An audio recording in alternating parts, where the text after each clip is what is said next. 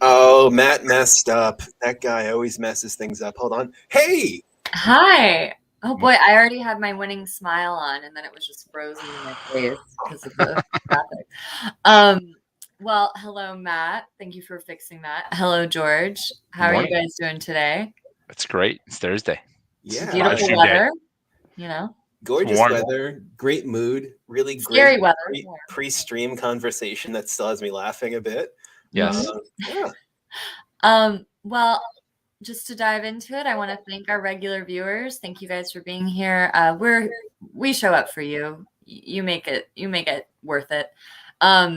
And if you're just joining us for the first time, welcome, and we hope you tune in again after this because you like what you see. We are Valiant Technology, a managed service provider. IT service provider works. Yeah, don't worry. I've been here for 2 years. I had stumbled over that. We are based in New York City, but we do have a national reach. And if you want to learn more about us or watch previous episodes, we have a very large catalog of content on YouTube. And you can join the conversation by commenting on our YouTube videos or our LinkedIn. And you can also watch live stream via Twitter. Follow us at The Valiant Way. And we see you watching, we get the DMs, and we love engagement from our viewers because it can help us figure out what to do next, what to put on next, what to discuss. So please, if you have any questions or want to hear us talk about something, let us know. In fact, we actually received, I think it was like almost a dozen messages last week, all about SharePoint. Yeah, or SharePoint or Microsoft Power Apps as well. But yeah, the questions are coming in. It's pretty exciting to see. It's really, yeah. Listen, SharePoint is something to learn and something to master and then learn again. Like it affects so many people. So that makes total sense to me. Exactly. But before we dive into our topic today, which I'm really excited about, George, there's an announcement, right? Yes, there is. I just want to say thanks a lot to CRN Magazine for recognizing Valiant on our MSP 500 list. We've been on this list for a number of years, and we're really proud to continue working with CRN and being recognized by them in an industry. I really want to thank the Valiant team as a whole. Everyone really contributes to the success. It's, MSP is a team sport. It's definitely not individual. So thanks to the Valiant team and thanks to Valiant's customers for allowing us to work with them and to make them better IT environments, that sort of thing. So thanks a lot, and really appreciate it.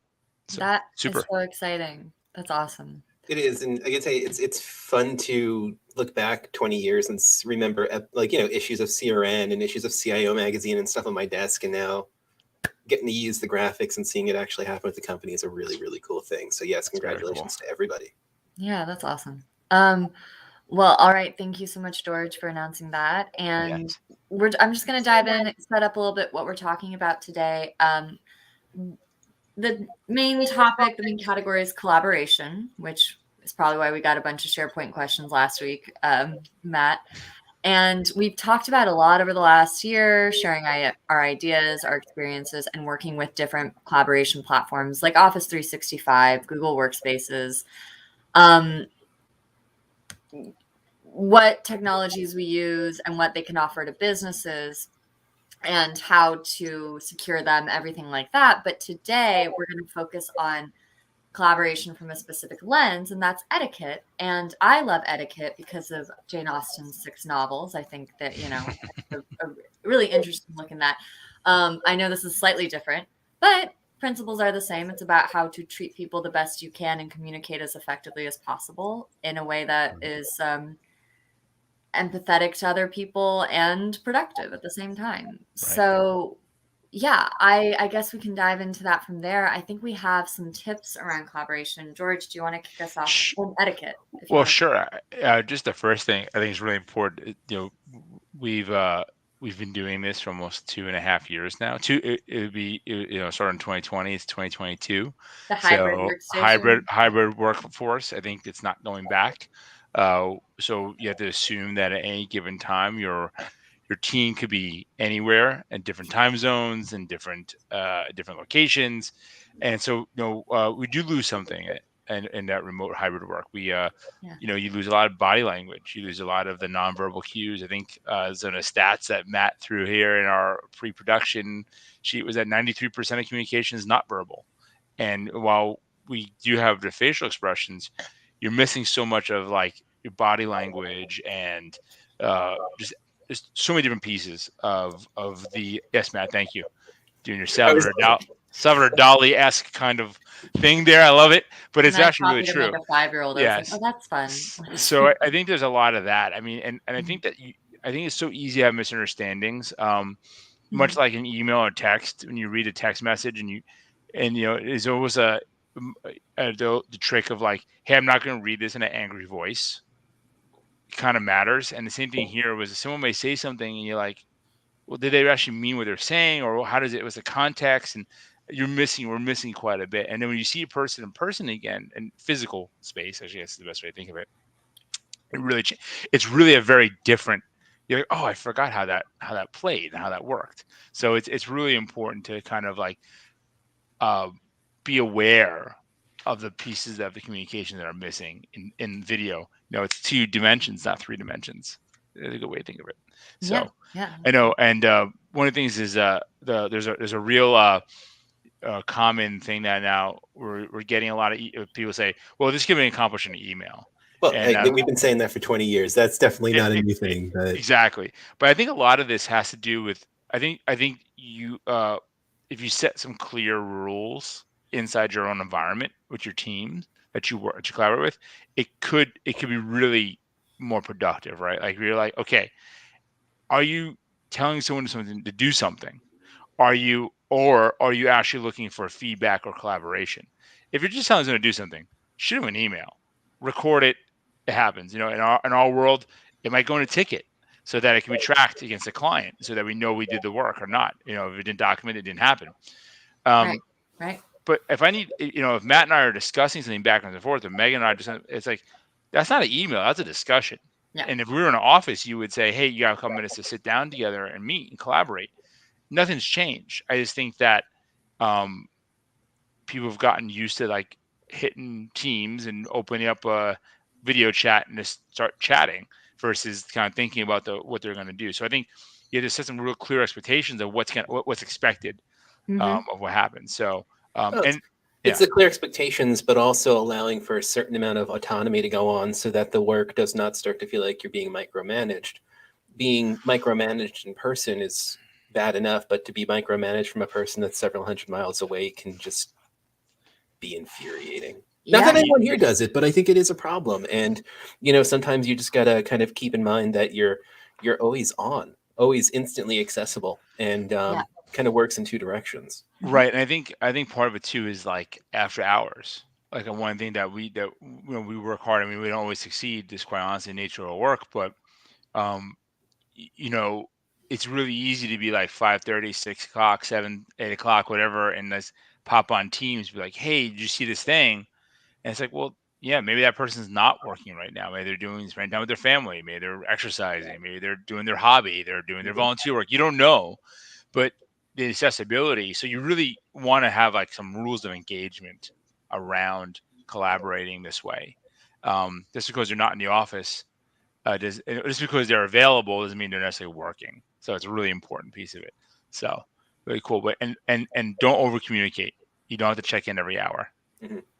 Set some rules of how you don't want to be the person people just the boy who cried wolf, if you will, like they just start ignoring you because and also, I mean, this has been the truth since I think when they built the pyramids. Set some expectations of when something has to be done by. Like, is this a today? Is this a now? Today, tomorrow, next week, next month, next year. Yeah. What's the timeline on this? What's the time frame? Because speed matters, and time matters a lot. You do a totally different thing. So it's good. And I think one thing that is really important, and we don't do this enough at Valiant. I think we should do it more. Something that is just we're moving so fast. We're trying to get things done and improve our environments and our clients' environments all the time, and kind of focus on that support. We don't celebrate wins, right? how do you do that? And Matt, you have some great ideas. I know this talking to you about this over time. Yeah, look, I think that celebrating wins is an important part of workplace culture, and I think that the types of wins that we choose to celebrate are important. I think that sometimes wins can be a bit frivolous, and they become less impactful when you hear them all the time. Almost a participation trophy-esque kind of way. Sure. But if you're finding things that people are doing that actually contribute directly to the mission of your business, I think that's where you find the gold when it comes to recognizing the efforts Right. of your team. And gosh, there are so many ways to give recognition these days. I know that there's an actual tool inside of Microsoft Teams to do so, and it's got some great little emojis and Yeah, it's graphics cool. and stuff. Don't limit yourself to needing a system to be able to do that for you. There's nothing wrong with just dropping a message in chat and saying, "Hey, so and so did a great job with X, Y, and Z. It helps us in this way. Keep it up." When I first started, I think Justin and Marianne did that for basic things that I learned that now is just part of my job. But it felt good when I was starting because you feel so intimidated by everything. You get a little like, hey, celebrate Megan. She figured this out. Feels good. Right. Yeah. I believe George brought I'm sorry, George, it may have been Nick or you, but congratulating one of our staff members on the certifications a couple weeks ago. That's a very important moment. So also congratulations to Jalissa and Christian. Exactly. Right? Got some data certs. They're moving along. They're learning, getting their muscle, getting their data protection on with exactly. with those. And that's a fantastic thing to see, and it needs to be recognized. It's an important part of not just where the company is going, but the personal and professional development of the team. And like you said, this is a team sport. We all have to be doing the right thing at the right time with the right intentions, and that is a way of putting that on display. And by improving yourself, you improve the overall team outcome and your own personal development. I think there's a lot to that. Not to go off on a tangent, but IT work can get really grindy down. Mm-hmm. And if you're not learning new things and keeping it, it can be really just an unfun work. Yeah. But if you like learning new things and you have the space and time to do so, it can be really rewarding. So, OMG. OMG.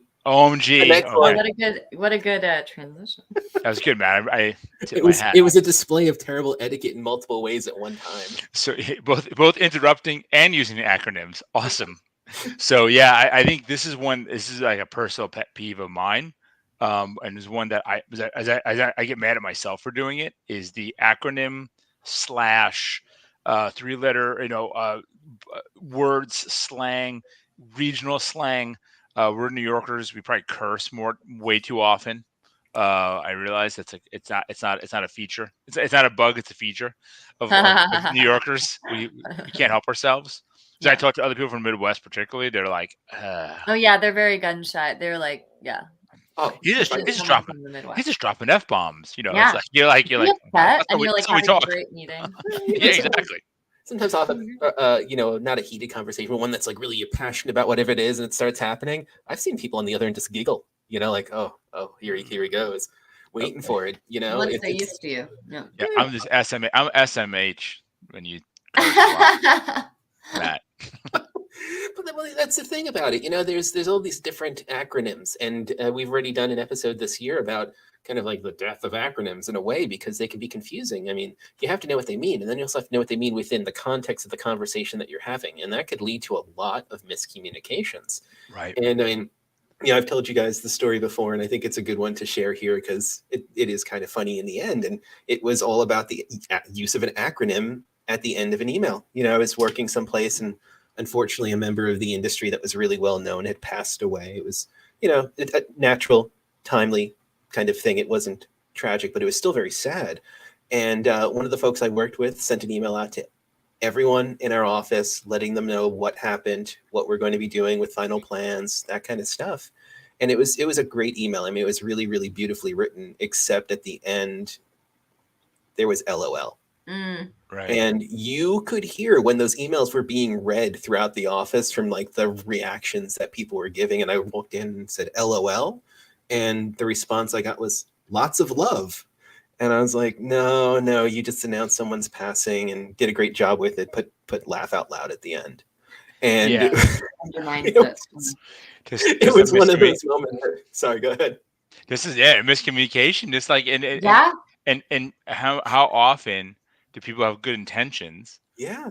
and just don't understand because you're not using clear communication and Mhm. using slang and acronyms and jargon. Yeet. I don't even know. Uh, I don't even know what I just said. It could have been offensive. It could have been an acronym for something security related. But see, that's the problem.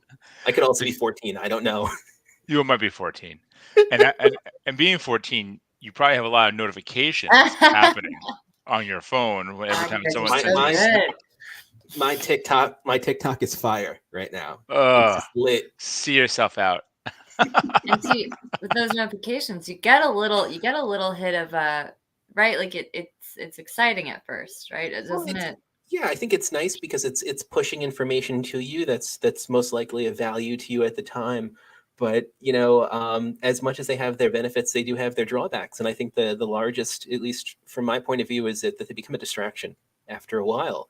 Right. And I know this is something that you've been kind of, I wouldn't say battling with, but it's definitely another pet peeve, George, where there are so many notifications that come in through the day from a variety of services, and they pull you away from your work. And I know that you've read some studies on how long it actually That's takes to right. get back into work. And if you Correct. look at how Yeah. many, notifications one person may receive on a daily basis, and I'm probably in that 50 to 100 range. Yeah.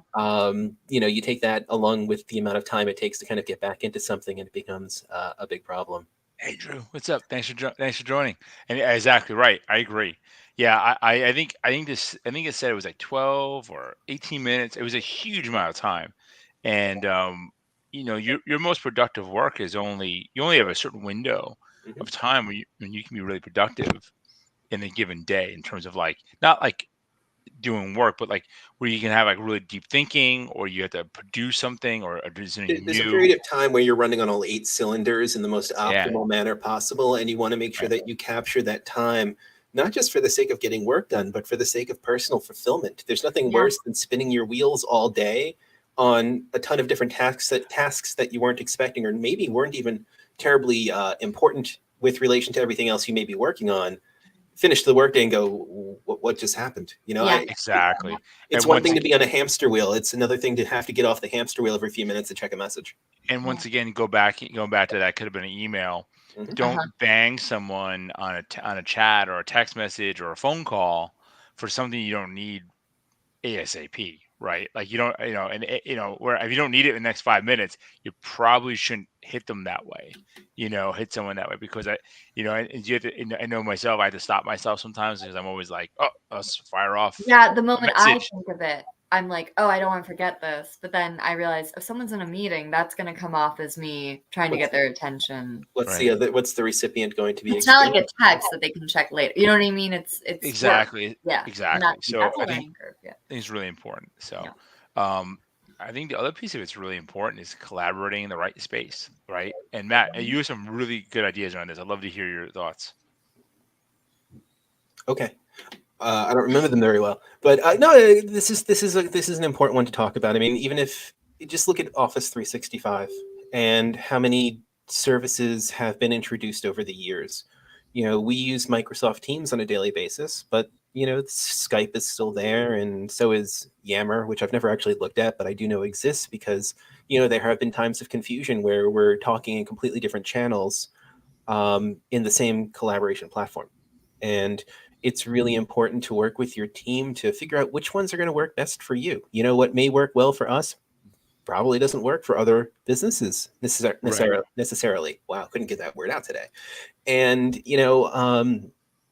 when you're choosing less effective options, you're running the risk of having those types of miscommunications or missed conversations or tasks that could lead to a lot of problems within day-to-day business.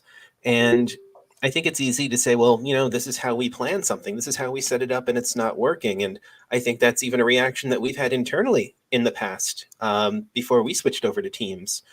And I think it's really important for business owners, for anyone doing operations or IT that's dealing with collaboration systems, to remember that they are constantly changing. changing, sometimes improving, sometimes not so much. Really depends on what you're looking to get out of them, but they Right. are changing. And you do have to reevaluate your approaches to how you're using them. And I like to suggest twice a year. I think that's often enough that you're going to have enough period of a time to actually see something change in the software and then know how to work with it, as opposed to looking too often and kind of spinning your wheels on tasks that aren't necessarily critical. And I think that's something that we've done internally over the years, right? I mean, Right. we've switched back and forth between systems, evaluated and run systems in parallel, and it's all for the sake of making sure that we're using the systems as efficiently as possible. That's right. Um, Exactly correct. and That's again, it doesn't mean having to start from scratch on approaches. It just means looking at what you're doing now, looking at what the software can do for you now as opposed to 6 months ago, and maybe adjusting your approach a little bit. It's like driving a car. When you're driving a car, you're not whipping the wheel back and forth unless you've got one of those cool little with the little ball thing that you use to actually do that. It's really just a series of small adjustments to stay on the road and stay on Yeah. course. And that's Yeah. exactly what this is too. It's a series of small adjustments to make sure that you're getting to where you want to go with it. also, Yeah. I think there's a lot of features and things that are added that you may not know have been added. Hmm. I know Yeah. just in Teams alone, Microsoft has been modified from what we started in 2020 to now. It's a really different product. It's like significantly been changed. I mean, so I think there's a lot that you can say. And also, I think once again, but have your fundamentals of what you want to accomplish, like have your kind of rules of engagement and how you want it to work. And don't veer too far from that, you know. Or if it's not work, if it's not working, then change it. That's Hmm. the big thing. Like be okay with changing it, which is very hard because we have our internal biases for not changing things. So you have to be really kind of Right. self-aware. I remember kind of kicking and screaming when we went from Slack over to Teams, Teams. because I Oh, didn't want you're to have to mad. I didn't want to You're have to mad. learn how Teams handles bots and interactions. I was already, I had like my little framework put together for Slack. We had a bunch of really cool stuff running in there. I mean, we even had a bot that would explain the most efficient way for a staff member to get to a customer's office if they were local. It would be like, Yeah. no, you should walk today because this is happening on the trains.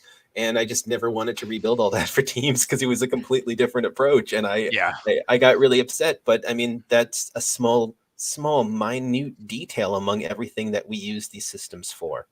Correct. And it was an easy one to go, all right, I'll just leave that in the past and maybe revisit it someday in the future. But it Right. wasn't really all that necessary. So again, you got to look and see what it is that you're trying to get from your systems and how you're using them on a regular basis to make sure you're actually using them efficiently. And also at the end of the day, never forget that you're paying a monthly fee for these, so you want to use them efficiently. Correct. I mean, I forgot what the statistic was, but it was very high percentage of um, tools of features Hmm. are just, and especially Office 365 and Google Workspace, are just not even utilized. And yeah, I know, Yeah. and there's some great stats in each one of the control panels for those of how much adaption your organization may have. And sometimes you look at our clients and I'm like, oh man, we gotta get the training going on these Hmm. folks. Hmm. Or hey, they may be doing, they may not know this even is here, and that's part of our kind of like mission is to get them to do more of that. But to kind of wrap it all up, I think that we have to really look at collaboration uh, as a truly science. It's not a science. It's not a science. It's been more of art and science, and it's Yeah. and there's no magic for it, right? It has to be all the other, and there's so many different variables. There's platform, there's company culture, there's business goals. All these things come in there, and you're not, and what works today may not work tomorrow, but I think if you focus on your fundamentals, um, once again, which is like, hey, what's our rules of engagement? What do we want to accomplish? Is there a clear mission? Do we want to go? So I think that collaboration is really part of it. And I think that what can happen is it can really sprawl out really fast where you start adding new tools, adding new processes, um, finding people in different teams doing different things. We see at times with clients where they start adding new tools where we may not know about it, or management may not know about it, and then we find it in our course of our normal support work, and we're like, well, why are they doing that? And then you find out there's a gap. But Uh-huh. I think that if you can, like how Matt suggested, like go back for a second, be like, hey, are we using these tools effectively? are we accomplishing what we set out to accomplish? Are we We can be really effective. substituting what's in the system with tools that we choose on our own, which allows you to begin determining whether or not you have shadow IT or other potential problems on your Shadow network? IT, or I Yep. mean, the other term that we like to use is cloud sprawl, Mhm. where next thing you know, you have systems all over the place that no one knows anything about. And what's interesting is we could talk about is a whole other topic about outages in the days of cloud, how they're very different than the old days when it was like things just didn't work. Now it's like this like rolling issue, ongoing problem. So it's a very different mindset. And so nothing to do with collaboration. So I'm going to stop right there before I start rambling. So once again, I just want to say thank you for everyone. Just go back to the MSP 501 for 500 Yeah. for CRN. We're in the Pioneer 250. Really want to say thank you for everyone and the Valiant team again. You guys are great. Let's keep moving forward and get on that list next year. So thanks a lot. That sounds like a plan. We're going to have to put together a Microsoft team channel so that we can continue the discussion.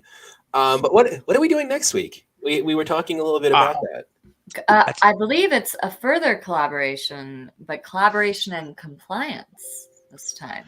Yeah. Well, I think a little deeper. I think more how you use these collaboration tools to.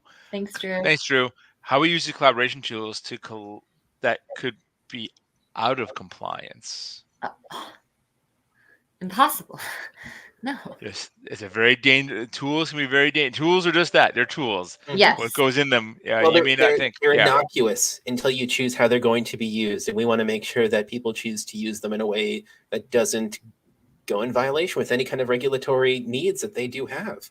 And honestly, having a conversation in in Teams versus accidentally having it in Facebook is a great example. That's the kind of stuff we're going to talk about. It's not going to be highly technical layers of encryption, Q-day approaching kind of stuff. It's kind of just very common sense things that we probably have all done at one point or another, and just kind of shedding a little bit of light on why there may be not the best methods with suggestions on how to handle them. Yeah. Exactly.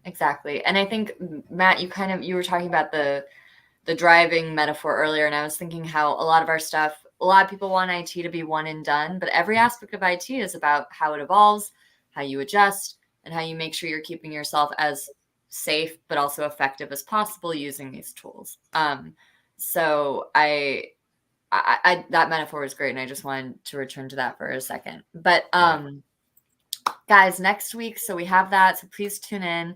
And if you enjoyed today's stream, please hit the thumbs up, like and subscribe. And if you have any topics you want to see us explore, obviously we're geniuses and you want to hear our thoughts on this stuff, please let us know. We would love to talk about it. And you, again, we threw Drew's comments up on the screen. You can interact with us in real time and help us enrich our conversations about these things. And please subscribe to our YouTube channel to keep up with our live streams and all of the other content produced by other members of our team. And be sure to visit us at thevaliantway.com to learn more about us and our services. And with that, I think that's all for today. That was the best collaboration focused conversation since the first time someone decided to put peanut butter with jelly. Yes. That's high praise. That's my favorite sandwich. Don't got to be a dad to make dad jokes. Have a great day, guys. I learned from the best. Have a good one, folks. Bye, Thanks. guys.